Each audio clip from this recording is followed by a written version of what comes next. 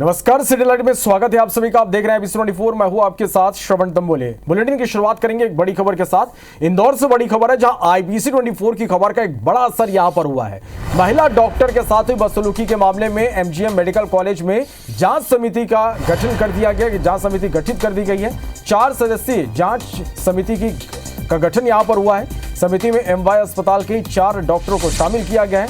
Medicine के विभाग अध्यक्ष, मेडिसिन के सहायक प्राध्यापक, सहायक अधीक्षक सहित मेडिसिन RMO को इसमें शामिल किया गया है। आपको बता दें कि इस खबर को IBC24 ने ही प्रमुखता से दिखाया। तो IBC24 की खबर का ये एक बड़ा असर यहां पर हुआ है।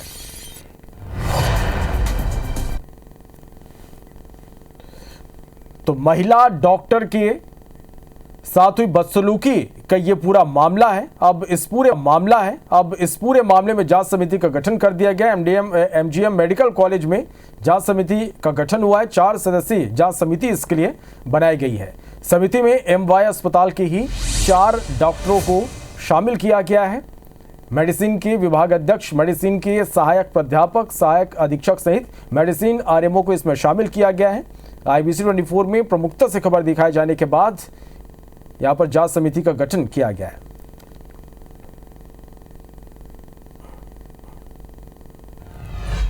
कि कोलकाता से जबलपुर पहुंचे 2 बसों पर असामाजिक तत्वों ने पथराव कर दिया। बस चालक ने जब इसका विरोध किया तो बदमाशों में से एक ने पिस्टल तान दी। पथराव में एक बस चालक और कुछ बच्चों को चोटें आई। बताया जा रहा है कि बस पर जैन समाज के बच्चे सवार थे। जिनकी जानकारी मिलती जबलपुर जैन समाज के लोग थाने पहुंचे और आरोपियों की गिरफ्तारी की मांग की, जिसके बाद पुलिस ने एक बदमाश को गिरफ्तार कर लिया और अन्य की तलाश में जुट गई। पुलिस के मुताबिक जैन समाज के बच्चों से भरी 2 बसें कलकत्ता से खड़िया धारा से पहुंची थी और शिक्षकों को लेकर शैक्षणिक भ्रमण पर मध्य प्रदेश आई थी। बसों को जबलपुर होते हुए कुंडलपुर जाना था। से गाड़ी निकाल रहे थे तो 4-6 लोग खड़े थे, तो उनने गाड़ियों में पथराव किया। पथराव करने के बाद मैं उतर के नीचे गया, भैया पत्थर क्यों मार रहे? तो उनने गाली गलौज की और कट्टा निकाल के दिखाने लगे कि यहाँ भग जाना, इस हाथ से मार देंगे, गाड़ी जला देंगे। तो मैं वहाँ से डर के भागे। फिर हमारी एक पीछे गाड़ी आ रही थी, जो गाड़ी पीछे आ रही थी, तो हमने उनको लोकेशन दिया कि भैया पीछे पथराव हो रहा है, देख बरक के आना।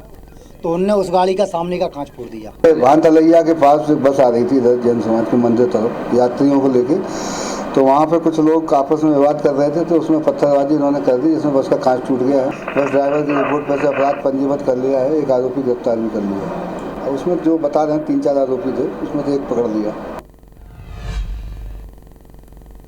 छत्तीसगढ़ में कुपोषण पर जारी सियासत कम होने का नाम नहीं ले रही। पहले महिला एवं बाल विकास मंत्री लक्ष्मी राजवाड़े ने कुपोषण के लिए कांग्रेस को जिम्मेदार ठहराया था, तो वहीं अब मंत्री राजवाड़े के बयान पर पलटवार करते हुए कांग्रेस प्रदेश अध्यक्ष दीपक बैज ने कहा कि लक्ष्मी राजवाड़े नई मंत्री बनी है, सत्ता का सुख भोग रही है, पहले अपने जेठ को संभाल ले। कांग्रेस ने कुपोषण मुक्ति के लिए बेहतर काम किया, लेकिन भाजपा उस स्थिति को बनाए नहीं रख सके, इसलिए दूसरों पर आरोप लगा रहे। अब नए मंत्री हैं, सत्ता का सुख भोग रहे हैं। कुपोषण साहब बात कर रहे हो, पहले अपने जेठ जी को तो संभाल ले। चाहे कुपोषण मुक्ति के लिए हो, चाहे मलेरिया मुक्ति के लिए हो, एनीमिया मुक्ति के लिए हो, हमारी सरकार ने बेहतर काम किया है। कांग्रेस की सेंट्रल इलेक्शन कमेटी की बैठक कल दिल्ली में होने जा रही है। इस बैठक में छत्तीसगढ़ के वरिष्ठ कांग्रेस नेता और पूर्व डिप्टी CM TS सिंहदेव भी शामिल होंगे। TS सिंहदेव के मुताबिक CEC की बैठक में 2 दिनों तक ये बैठक चलेगी। इस बैठक में जम्मू कश्मीर की बची हुई सीट और हरियाणा के सीटों के नामों पर चर्चा होगी। सूचना जो अभी AICC से आई है वो 12 बजे JNK की शेष जो कांग्रेस की बची सीटें हैं उनके संदर्भ में है। मुझे जानकारी थी 32 सीटें कांग्रेस के पक्ष में आई हैं, जिनमें 9 डिक्लेयर हो गए, तो 23 सीट ये JNK की और हरियाणा की 90 सीटें हैं। तो ये कल ही चालू करेंगे या कुछ कल या कुछ परसों हरियाणा का तो पक्का है। छत्तीसगढ़ बीजेपी ने रायपुर दक्षिण उपचुनाव की तैयारी शुरू कर दी है। इसके लिए कैबिनेट मंत्री श्यामबारी जायसवाल और पूर्व विधायक शिवरतन शर्मा को प्रभारी बनाया जा चुका है। दोनों प्रभारी रायपुर दक्षिण विधानसभा के वरिष्ठ भाजपा नेताओं और पुराने कार्यकर्ताओं से योग्य प्रत्याशी की टोह ले रहे हैं। शुक्रवार को इन्होंने रायपुर दक्षिण के 8 बार के विधायक और वर्तमान सांसद बृजमोहन अग्रवाल के साथ इस विषय पर रायशुमारी की। इधर अग्रवाल समाज और ब्राह्मण समाज ने भाजपा से टिकट की मांग की। दोनों ही समाज के प्रतिनिधिमंडल ने पिछले दिनों बीजेपी प्रदेश अध्यक्ष किरण सिंहदेव और संगठन मंत्री पवन साय से मुलाकात भी की। बीजेपी और कांग्रेस दोनों ही उपचुनाव के लिए काफी कॉम्पिटेंट है। बीजेपी में टिकट के दावेदारों के तौर पर फिलहाल पूर्व सांसद सुनील सोनी और प्रदेश महामंत्री संजय श्रीवास्तव का नाम प्रमुखता से चल रहा है। तो वहीं कांग्रेस में महापौर एजाज ढेबर, सभापति प्रमोद दुबे, छत्तीसगढ़ कर्मकार मंडल के पूर्व अध्यक्ष सुनील सनी अग्रवाल और कन्हैया अग्रवाल अपनी दावेदारी ठोक चुके हैं। भारतीय जनता पार्टी ने मुझे रायपुर दक्षिण का प्रभारी बनाया है, लेकिन टिकट फाइनल करने के लिए या टिकट बांटने के लिए नहीं बनाया है।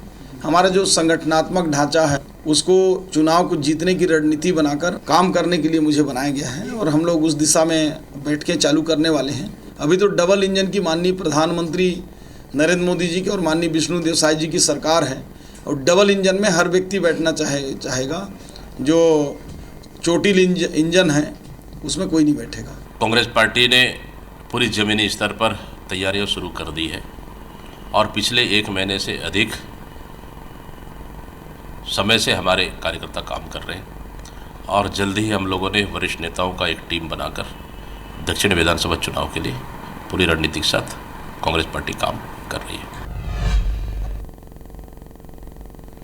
खबर इंदौर की है, जहां अहिल्या पथ बाईपास का किसानों ने विरोध शुरू कर दिया। 400 करोड़ की लागत से बनने वाली इस सड़क का निर्माण इंदौर विकास प्राधिकरण करेगी।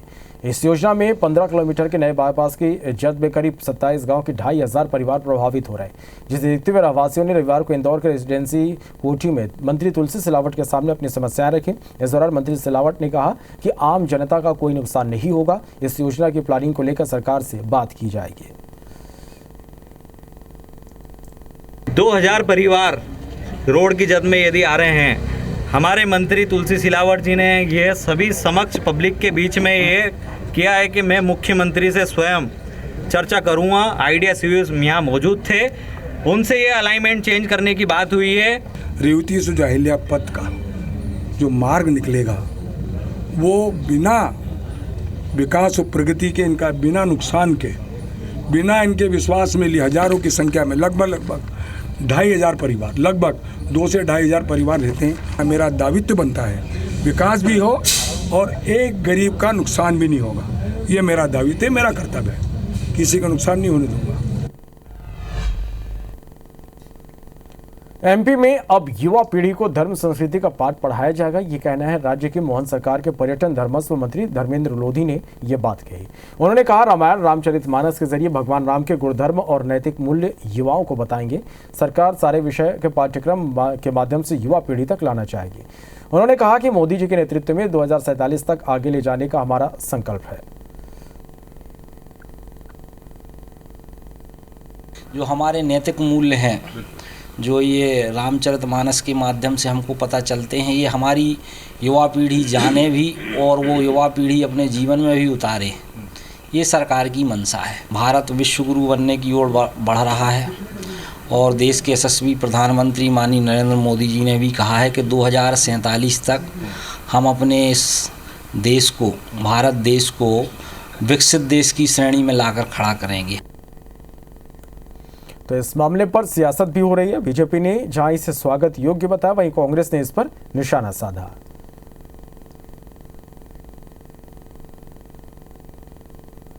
मंत्री पद छोड़ करके मैं समझता हूँ कथावाचन करने लगो और आप रामचरितमानस का पाठ करने लगो। अरे बेरोजगार युवाओं को रोजगार की बात की होती तो वो समझ में आती। प्रभु राम और कृष्ण के बारे में आप क्या जानते हो? आपसे ज़्यादा युवा पीढ़ी पढ़ चुकी है, जानती है और उनका अनुसरण करती है और सनातन धर्म के लोग इससे पूरी तरह से वाकिफ है।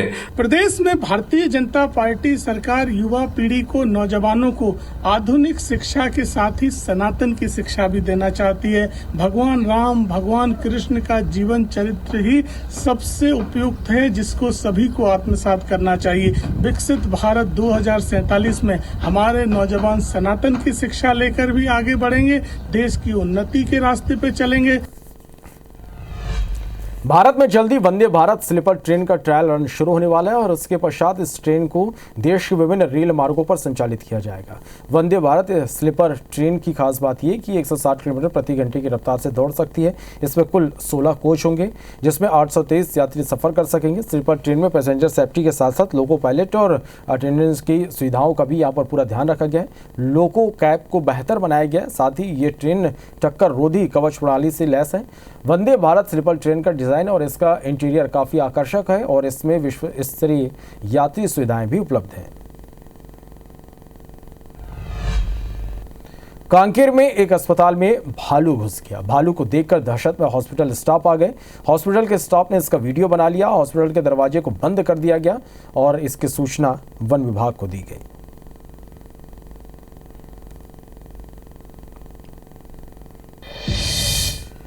इंदौर नगर निगम शहर की सड़कों पर बने गड्ढों को भरने के लिए नई तकनीक का उपयोग करने जा रहा है।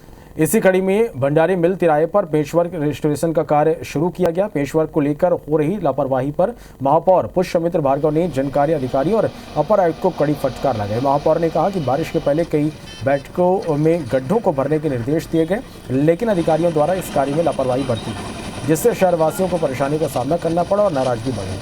दरअसल सड़क मरम्मत के लिए स्पेशल केमिकल युक्त सीमेंट का उपयोग किया जाता है। यह सीमेंट मात्र 2 घंटे में सूख जाता है, जिससे सड़क का हिस्सा जल्दी ट्रैफिक के लिए खोला जा सकता है। यह पर्यावरण के लिए अनुकूल भी है। महापौर ने इस नई तकनीक की सराहना की और अन्य महत्वपूर्ण सड़कों पर भी इसे अपनाने के निर्देश दिए।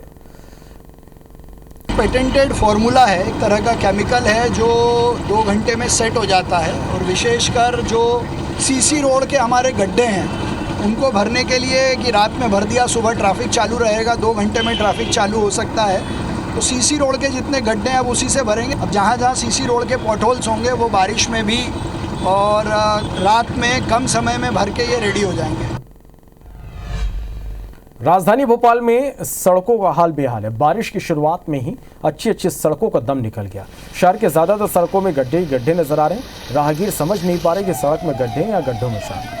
इस गड्ढों से निकलना लोगों के लिए खासा मुश्किल होता है। इन्हीं सड़कों का जायजा लिया हमारे संवाददाता हरप्रीत ने। ये वो रोड है जो सेतु ब्रिज से शुरू होती है। इस सड़क पर चलने का एहसास ऊंट पर बैठकर चलने जैसा होता है। दिक्कत तो बहुत आती है यहाँ पे, लेकिन रोड पहले अच्छा था, ये पानी के चक्कर में ज़्यादा दिक्कत हुई है यहाँ पे। आप लोग ऑटो चलाते हैं, बार बार गाड़ी यहाँ से गड्ढों से निकलती है, गाड़ियाँ खराब होती हैं आप लोगों की? मैडम दिन में कितनी बार टायर बदलते हैं, महीने में 2 टायर बदले जाते हैं सर रोड। बहुत ज़्यादा परेशान हूँ। यहाँ के नगर निगम कुछ कर नहीं रहे हैं, नेता नगरी कुछ कर नहीं रहे हैं, इसलिए बहुत परेशान है। आप देखिए कि ये जो भरा हुआ पानी किसी तालाब सा नज़ारा दिखाई दे रहा है। ये तालाब नहीं है, ये राजधानी भोपाल के नादरा बस स्टैंड की मुख्य स्टेशन की रोड है। बहुत ज़्यादा आप लोगों को तकलीफ होती है गाड़ी चलाने में? बहुत ज़्यादा, कभी कभी तो यहाँ तालाब बन जाता है। आप लोगों को इन गड्ढों में गाड़ी चलाने में बहुत दिक्कतों का सामना परेशानी होती है मैडम, बहुत परेशानी हो रही है हमें। ये गाड़ी खूब धचकों में कूद रही है गाड़ी। अब हम हमारा दिल जानता है किस तरह से गाड़ी चला रहा हूँ। सड़क पर गड्ढे देखे जा सकते हैं। दूर से ही वाहनों को अपनी गाड़ी की स्पीड बेहद कम करनी पड़ती है। धीरे धीरे हिचकोले खाते हुए उनकी भी गाड़ियाँ इस सड़क से गुजरती हैं। इस सड़क का जिम्मा भी नगर निगम के में है, पर फिर भी इसमें कोई सुधार नहीं है। लंबे समय से ये सड़क इसी तरह गड्ढों में तब्दील है। गड्ढे ही गड्ढे हैं पूरी सड़क में। आप परिवार लेकर आ रहे हैं, बहुत तकलीफ होती है? हाँ जी, गड्ढे गड्ढे हैं, बहुत तकलीफ होती है। गिर पड़ते हैं, गाड़ियाँ गिर जाती हैं। एक्सीडेंट कभी हुआ है क्या ऐसी सड़क? कई बार गिर जाते हैं, कई बार उठ जाते हैं। डर लगता है परिवार के साथ ऐसी सड़क पे निकलने में? हाँ मैम, लगता है ना डर, ऐसा आधा कीचड़ आधा कुछ ना। सुन सकते हैं कि कितनी तकलीफ का सामना लोगों को शहर के अंदर की ही मुख्य प्रमुख सड़कों, प्रमुख चौराहों पर करना पड़ता है। तो शहर के बाहर की सड़कों का क्या हाल है, सिर्फ ये बताने के लिए ये नज़ारे काफ़ी हैं। कैमरामैन संजय शुक्ला के साथ IBC 24 भोपाल से हरप्रीत कौर रेल।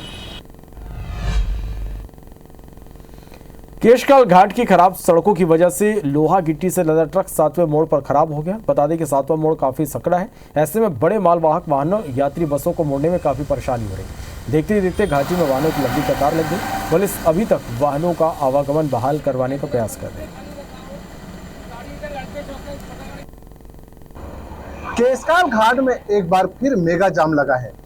घाट के 7वें मोड़ पर जगदलपुर से रायपुर की ओर एक ट्रक जा रही है जो 7वें मोड़ पर खराब हो गया, जिसके चलते आज 5 बजे से अब तक लगातार जाम लगा हुआ है और किसी तरह केशकाल पुलिस वन वे कर यातायात बहाल करने में जुटी है। हमारे साथ केशकाल पुलिस है, इनसे ही जानते हैं कि किस प्रकार का जाम लगा है, क्या भाव। 7 नंबर घाट में एक ट्रक का झूला वो टूट गया था। गड्ढा होने से, बड़े बड़े गड्ढा होने के कारण घाटी में आए दिन ऐसे घटना होते रहते हैं। हम लोग एक तरफ से वन वे करके बहाल कर रहा हूँ गाड़ी का। आज 5 बजे से अभी तक लंबी कतार में गाड़ी तो लगी है, वन वे करके गाड़ी को हटा रहा हूँ, एक साल बहाल कर रहा हूँ। हमारे साथ ट्रक कुछ चालक है, इनसे भी जानते हैं क्या कारण है जाम लगने का और आपके किस प्रकार की परेशानी हो रही है। यहाँ सर क्या है, रोड पूरा गड्ढा हो गया है, प्लस छोटे गाड़ी वाला वन इधर उधर से ओवरटेक मारते हैं और सामने हम लोग टिका देते हैं। जब कुछ बोलने से वो जबरदस्ती हम लोग के ऊपर यानी कि टूट पड़ते हैं। तो जाम में जब नीचे घाट में जब फंसते हो तो किस प्रकार का व्यवस्था है खाने पीने का? व्यवस्था तो कुछ नहीं, भूखा रहना पड़ता है। तो कभी जाम लगा 3-4 घंटा रुकना पड़ता है, कभी 5 घंटा रुकना पड़ता है। इनका ये कहना है कि सड़क की जर्जर हालत के कारण केशकाल में आए दिन जाम लग रहा है। अब देखना होगा कि केशकाल पुलिस इस जाम पर कब बहाल करती है। प्रकाश नागा, 24 केशकाल। मध्य प्रदेश के शासकीय अस्पतालों में धड़ल्ले से अमानक दवाइयों के उपयोग का खुलासा हुआ। मामले को लेकर चिकित्सक महासंघ ने मुख्यमंत्री को पत्र लिखा और उचित कार्रवाई की मांग की। दरअसल शासकीय अस्पतालों के डॉक्टरों ने स्वास्थ्य विभाग से शिकायत की थी, जिनकी शिकायत पर आईसीयू और ऑपरेशन के दौरान उपयोग की जाने वाली दवाइयों की जांच की गई। लैब जांच में 10 दवाओं को अमानक पाया गया। मामले को लेकर कांग्रेस विधायक डॉक्टर विक्रांत भूरिया ने सरकार पर हमला बोला। उन्होंने कहा कि सरकार बताए कि इन दवाओं को कितने लोगों किससे जान गई, जितने लोगों की जान गई उन्हें मुआवजा दिया जाए। छोटे स्तर पर कार्रवाई ना हो, जो मंत्रियों के बराबर मगरमच्छ बैठे हैं उनके खिलाफ एक्शन लिया जाए। मामला ये है कि पिछले 10-15 दिनों से लगातार समाचार पत्रों के माध्यम से ये खबर पूरे प्रदेश में प्रचारित हो रही थी कि कुछ शासकीय अस्पतालों में जो दवा हैं वो अमानक पाई गई। शासकीय अस्पतालों में ख़ासतौर से जो मरीज आते हैं उनकी स्वास्थ्य के साथ खिलवाड़ ना हो और भविष्य में ऐसी स्थिति दोबारा उत्पन्न ना हो, इसके लिए हमने उनको पत्र लिखा है। रायपुर में तीज के पावन पर्व में माता कौशल्या की मूर्ति के लिए अयोध्या से मिट्टी लाई गई। यह मिट्टी छत्तीसगढ़ संस्कृति के विशेषज्ञ राकेश तिवारी, डॉक्टर पुरुषोत्तम चंद्राकर ने राजा दशरथ के महल से लाई, जिससे 15 दिन में माता कौशल्या की अद्भुत प्रतिमा मूर्तिकार पीलू राम साहू ने तैयार की। चंदखुरी में प्रभा यादव के घर माता कौशल्या विराजमान होंगी। वहां वे पूरे विधि विधान के साथ तीज का पर्व मनाएंगे। हम लोग के दिमाग में पिछले साल आया कि हम लोग सोचे कि बोलते हैं कौशल्या माता हमारी बहन है, तो क्यों ना इसको तीजा में लिवा के लाया जाए। तो ये मेरे दिमाग में आया। मैंने फिर मीटिंग ऑर्गेनाइज की, सब लोग मीटिंग में बैठे और हम लोग फिर 2 कलाकार को पिछले बार भेजे थे। इस बार भी हम लोग इसी को आगे बढ़ाए हैं। दशरथ महल के पवित्र मिट्टी है, उनको उनने हमको सौंपे। फिर उसको लेकर के हम लोग 18 तारीख को वहाँ से रायपुर पहुँचे और रेलवे स्टेशन में फिर उस पवित्र मिट्टी का भव्य स्वागत सत्कार हुआ और उसके बाद में फिर दूसरे दिन हम लोग उसको पीलू साहू जी के यहाँ पर ले जा कर के मूर्ति बनाने के लिए दिए। रायपुर भारतीय जनता पार्टी के महिला मोर्चा ने तीज महोत्सव का आयोजन किया। महोत्सव भारी संख्या में महिलाओं ने इसमें शिरकत की। इस अवसर पर रंगारंग कार्यक्रम हुए, जिसमें रैप वॉक, 16 श्रृंगार प्रतियोगिता, डांस कंपटीशन शामिल रहे। इस दौरान महिलाओं ने न सिर्फ सांस्कृतिक प्रस्तुतियों में भाग लिया, बल्कि आपस में मिलजुल कर तीज के पारंपरिक व्यंजनों का भी यहाँ पर आनंद लिया। आज एकात्मर परिसर में तीज तिहार के कार्यक्रम करे हैं। तीजा तिहार के तेमर हमार महिला बहनी मन हा सज धज के आए और यहाँ सांस्कृतिक प्रोग्राम देवत है। तीजा तिहार हमार महिला मन के तिहार है और ये तिहार के पूरा आनंद आज हम महिला महिला साथ मिलकर करत हन। इंदौर पहुंचे मुख्यमंत्री डॉक्टर मोहन यादव लोक माता अहिल्या देवी की 229वीं पुण्यतिथि कार्यक्रम में शामिल हुए और गुणी जन प्रतिभा सम्मान कार्यक्रम में हिस्सा लिया। साथ ही अहिल्या उत्सव समिति की चयनित प्रतिभाओं को सम्मानित किया गया। कार्यक्रम को संबोधित करते हुए मुख्यमंत्री डॉक्टर मोहन यादव ने समिति की संरक्षक पूर्व लोकसभा स्पीकर सुमित्रा महाजन का जिक्र किया। वहीं सांसद शंकर लालवानी भी मौजूद रहे और उन्होंने भी कार्यक्रम को संबोधित किया।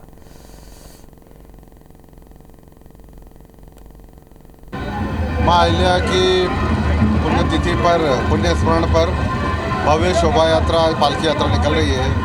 माननीय मुख्यमंत्री जी ने इसका शुभारंभ किया है और ये शहर के विभिन्न मार्ग होते हुए गांधी हाल से लेके गोपाल मंदिर तक जाएगी। इस बार हम देख रहे हैं कि समाज के विभिन्न वर्ग, हर जाति, हर समाज के लोग यहाँ पर आए हैं जो माँ अहिल्या की पालकी यात्रा में शामिल हुए हैं। पेरिस ओलंपिक में ब्रॉन्ज मेडल दिलाकर शूटर रुबीना फ्रांसिस ने भारत का परचम लहराया और उसने जबलपुर का भी नाम रोशन किया। दरअसल रुबीना फ्रांसिस ने 10 मीटर एयर पिस्टल का ब्रॉन्ज मेडल अपने नाम किया। निम्न मध्यम वर्गीय परिवार में जन्मी रुबीना पैर की शिथिलता की समस्या से प्रभावित है। रुबीना के पिता साइमन फ्रांसिस ने आर्थिक तंगी के बीच रुबीना को के बढ़ते जुनून को उन्होंने सहारा दिया, लंबा संघर्ष किया। रुबीना के पिता साइमन फ्रांसिस से बात की हमारे संवाददाता अभिषेक ने। कहते हैं कि मेहनत ऐसी करो कि सफलता शोर मचा दे। कुछ यही कर दिखाया है जबलपुर की रहने वाली रुबीना फ्रांसिस ने, जिन्होंने पेरिस पैरालंपिक खेल में भारत के लिए शूटिंग में ब्रॉन्ज मेडल जीता है और ऐसा करने वाली रुबीना पहली महिला भी हो गई हैं। हमारे साथ इस वक्त मौजूद हैं रुबीना के फादर। हम उनसे बात करते हैं। सर, सबसे पहले तो आपको बहुत बहुत बधाई कि रुबीना जो है पेरिस पैरालंपिक गेम में ब्रॉन्ज मेडल जीता है। शुरुआत की अगर हम बात करें तो कैसे शुरुआत रुबीना ने की है शूटिंग के लिए, और आज जब वो इस मुकाम पे पहुंची है, देश के लिए उसने मेडल जीता, तो कैसा लग रहा है? पहली बात तो बहुत अच्छा लग रहा है। मैं सब जबलपुर वासियों को धन्यवाद देना चाहता हूं कि जो बेटी मेरे ऐसा पैरालंपिक में मेडल जीत के आई। जब जीतने के बाद बात हुई तो क्या बोली? जीतने के बाद तो वो इतनी खुश रही कि आबादी नहीं, खुशी के मारे वो बहुत खुश हुई थी, बहुत खुश। हाँ, उसने ये बोली कि पापा मैंने आपका सपना पूरा कर दी। आप जो चाहते थे, और मैं चाहता था कि मेरे को मेरी बेटी ओलंपिक का मेडल चाहिए, मेरे को चाहे कोई भी मेडल लगे, मेरे को ओलंपिक का मेडल चाहिए, और उसने कर दी। तो रुबीना ने वह कर दिखाया है कि संसाधनों की अगर कमी भी हो, इरादे मजबूत हो, तो आप अपनी मंजिल को जरूर पा सकते हैं। कैमरामैन सतीश के साथ अभिषेक शर्मा, IBC 24 जबलपुर। खबर राजधानी रायपुर से, जहां रोटरी क्लब ने समता कॉलोनी स्थित मैक कॉलेज में कास्मो मेगा यूथ फेस्टिवल शाइन 2024 का आयोजन किया। इस कार्यक्रम के जरिए स्कूली छात्रों ने क्रिएटिविटी को बढ़ावा देने पर जोर दिया गया, साथ ही छात्रों की प्रतिभा को निखारने के लिए उन्हें एक मंच दिया गया। इस दौरान group dance, rock the brand, secret superstar, drawing प्रतियोगिता, चेस और लिटिल साइंटिस्ट जैसे कई दिलचस्प प्रतियोगिता हुए, जिनमें राजधानी के सरकारी और प्राइवेट स्कूलों के छात्रों ने भाग लिया। वहीं उत्कृष्ट प्रदर्शन करने वाले छात्रों को आकर्षक पुरस्कारों से सम्मानित किया गया। साथ ही स्कूल अवार्ड 2024 का खिताब DPS RKC और होली हार्ट्स को दिया गया।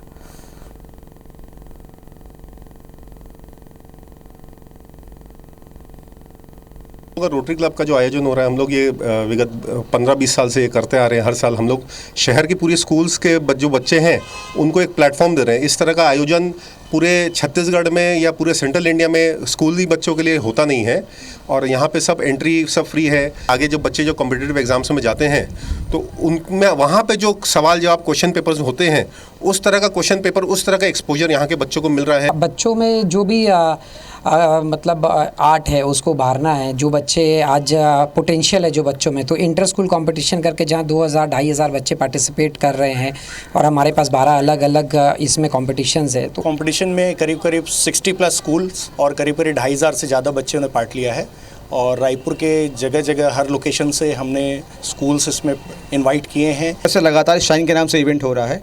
इसका मेन उद्देश्य ये है कि जो बच्चे हैं उनको एक प्लेटफॉर्म मिले जहाँ पे अपनी प्रतिभा का वो दिखा पाएँ। नॉर्मली होता है कि हर स्कूल में अच्छे बच्चे होते हैं, उनको मौका नहीं मिलता। यहाँ पे हम एक इंटर स्कूल कॉम्पिटिशन करा रहे हैं। हम ये चाहते हैं हमारा जो स्टैंडर्ड बना हुआ है वो मेंटेन रहे, और हर साल जो बच्चों की जो क्रिएटिविटी है वो बाहर से मैक्सिमम तरीके से बाहर आ सके। बागेश्वर धाम के पीठाधीश्वर पंडित धीरेन्द्र कृष्ण शास्त्री रविवार को दतिया पहुंचे और मां पीताम्बरा के दर पर मत्था टेका, पूजा अर्चना की। इस दौरान पंडित शास्त्री ने भगवान वनखंडेश्वर महादेव का भी जलाभिषेक किया। उन्होंने कोलकाता मामले और हिंदुओं की सुरक्षा पर सवाल उठाए। पंडित धीरेन्द्र शास्त्री ने कहा कि देश में हिंदू सुरक्षित नहीं है। कोलकाता में बेटी के साथ जो हुआ वो दिल दहलाने वाला है। उन्होंने कहा कि गाँव-गाँव जाकर हिंदुओं को एकजुट करेंगे। की कृपा, आज हम माँ पीताम्बरा के चरणों में अर्जी लगाने आए हैं कि भारत में वर्तमान में परिस्थितियाँ ठीक नहीं हैं। कोलकाता में जो बेटी के ऊपर अत्याचार हुआ उसको देख कर के मन बहुत दुखी है। हिंदू इस देश में अब सुरक्षित नहीं लग रहा है, इसलिए हिंदू के कटने का कारण है बंटना। इसलिए हिंदुओं को एक करने के लिए, जात पात को मिटाने के लिए हमने प्रण लिया है कि इस देश में मानवता का कार्य हो। फिलहाल इस बुलेटिन में इतना ही। नमस्कार।